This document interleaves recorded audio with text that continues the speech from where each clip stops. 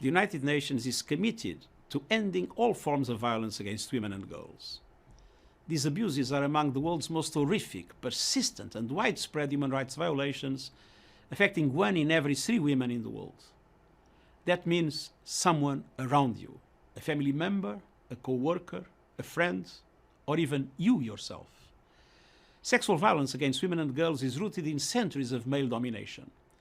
Let us not forget that the gender inequalities that fuel rape culture are essentially a question of power imbalances. Stigma, misconceptions, underreporting, and poor enforcement of the laws only perpetuate impunity. And rape is still being used as an horrendous weapon of war. All of that must change now. I call on governments, the private sector, civil society, and people everywhere to take a firm stand against sexual violence and misogyny.